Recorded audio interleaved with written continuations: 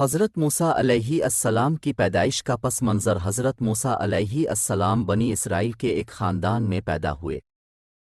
اس وقت مصر پر فرعون کی حکومت تھی، جو ظالم اور جابر بادشاہ تھا۔ فرعون کو ایک خواب آیا کہ بنی اسرائیل میں سے ایک لڑکا پیدا ہوگا جو اس کی سلطنت کو ختم کر دے گا۔ اس خوف سے اس نے حکم دیا کہ بنی اسرائیل کے ہر نومولود لڑکے کو قتل کر دیا جائے اور لڑکیوں کو زندہ چھوڑ دیا جائے تاکہ ان کا نسل ختم ہو جائے۔ جب حضرت موسیٰ علیہ السلام پیدا ہوئے تو ان کی والدہ کو بہت پریشانی لاحق ہوئی۔ اللہ تعالیٰ نے ان کے دل میں سکون ڈال کر ان کی رہنمائی کی اور فرمایا، اس بچے کو ایک ٹوکری میں رکھ کر دریائے نیل میں چھوڑ دو، ہم اسے تمہارے پاس واپس لوٹائیں گے اور اسے اپنا نبی بنائیں گے۔ فرعون کے محل میں پرورش دریائے نیل میں بہتی ہوئی ٹوکری فرعون کے محل کے قریب پہنچی۔ فرعون کی بیوی حضرت آسیہ نے اسے دیکھا اور اپنے خادموں سے کہا کہ بچے کو نکالو۔ جب بچے کو دیکھا تو وہ ان پر بہت پیارا لگا۔ حضرت آسیہ نے فرعون سے کہا، یہ بچہ ہماری آنکھوں کی ٹھنڈک ہے، اسے قتل نہ کرو، شاید یہ ہمیں فائدہ دے، ہم اسے اپنا بیٹا بنا لیں۔ فرعون نے آسیہ کی بات مان لی اور یوں حضرت موسیٰ علیہ السلام فرعون کے محل میں پروان چڑھے۔ حضرت موسیٰ علیہ السلام کا اپنی ماں سے ملاپ۔ اللہ کی قدرت سے حضرت موسیٰ علیہ السلام کسی دائی کا دودھ نہیں پی رہے تھے۔ تب حضرت موسیٰ علیہ السلام کی بہن نے فرعون کے لوگوں کو بتایا کہ وہ ایک عورت کو جانتی ہے جو بچے کو دودھ پلا سکتی ہے۔ فرعون نے اجازت دی اور یوں اللہ نے حضرت موسیٰ کو ان کی ماں کے پاس واپس پہنچا دیا۔ حضرت موسیٰ علیہ السلام کا جوانی کا واقعہ۔ حضرت موسیٰ علیہ السلام جب جوان ہوئے تو ایک دن انہوں نے دیکھا کہ ایک قبطی فرعون کی قوم کا آدمی بنی اسرائیلی غلام پر ظلم کر رہا ہے۔ حضرت موسیٰ نے اسے روکنے کے لیے ایک مکہ مارا جس سے وہ قبطی مر گیا۔ یہ واقعہ غیر ارادی تھا، لیکن حضرت موسیٰ کو فکر ہوئی کہ فرعون کو اس بات کا علم ہو جائے گا۔ اگلے دن فرعون نے حضرت موسیٰ کو قتل کرنے کا منصوبہ بنایا۔ حضرت موسیٰ کو اس بات کا علم ہوا اور وہ مصر سے مدین کی طرف ہجرت کر گئے۔ مدین میں قیام اور حضرت شعیب علیہ السلام سے ملاقات۔ مدین پہنچ کر حضرت موسیٰ علیہ السلام ایک کنویں پر رکے جہاں دو لڑکیاں اپنی بکریوں کو پانی پلانے کے لیے کھڑی تھیں۔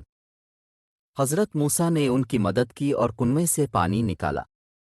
یہ لڑکیاں حضرت شعیب علیہ السلام کی بیٹیاں تھیں۔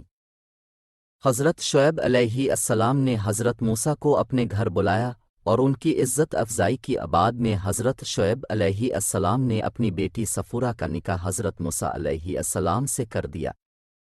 حضرت موسیٰ نے مدین میں کئی سال گزارے اور بکریاں چرائیں۔ نبوت کا آغاز۔ ایک دن حضرت موسیٰ علیہ السلام اپنی بیوی کے ساتھ مصر واپس جا رہے تھے۔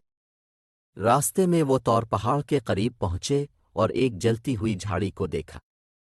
جب وہ اس جھاڑی کے قریب گئے تو اللہ تعالیٰ نے انہیں آواز دی، اے موسیٰ، میں تمہارا رب ہوں، اپنی جوتیاں اتار دو، تم مقدس وادی میں ہو، میں نے تمہیں چن لیا ہے۔ اللہ تعالیٰ نے حضرت موسیٰ کو عصا کا معجزہ دیا جو سانپ بن جاتا تھا اور دنزاق عطا کیا، یعنی ان کا ہاتھ سفید روشنی نکالتا تھا۔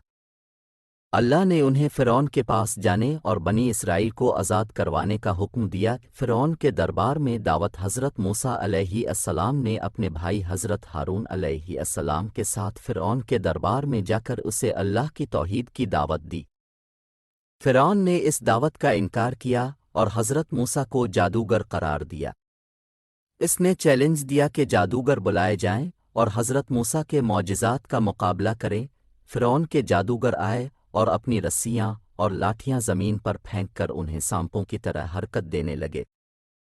حضرت موسیٰ نے اپنا عصا پھینکا جو ایک بڑا سانپ بن کر تمام جادو کو نگل گیا۔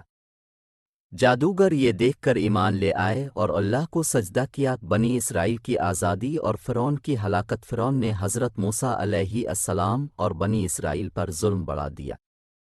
اللہ تعالیٰ نے فرعون اور اس کی قوم پر مختلف عذاب نازل کیے جن میں طوفان، ٹڈی دل، مینڈک، خون اور جوئیں شامل تھیں، لیکن فرعون نے توبہ نہیں کی۔ آخرکار اللہ کے حکم سے حضرت موسیٰ علیہ السلام نے بنی اسرائیل کو مصر سے نکالا۔ جب وہ دریائے نیل کے کنارے پہنچے تو فرعون اپنی فوج کے ساتھ انہیں پکڑنے آ گیا۔ اللہ تعالیٰ نے حضرت موسیٰ کے عصا کے ذریعے سمندر کو 2 حصوں میں تقسیم کر دیا۔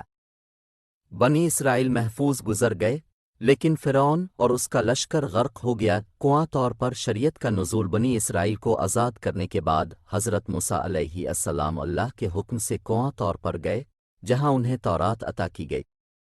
یہ کتاب بنی اسرائیل کے لیے شریعت اور ہدایت کا ذریعہ تھی۔ بنی اسرائیل کی نافرمانیاں بنی اسرائیل آزادی کے بعد بھی کئی بار نافرمانی کرتے رہے۔ ایک مرتبہ حضرت موسیٰ کی غیر موجودگی میں انہوں نے ایک بچھڑے کی پوجا شروع کر دی۔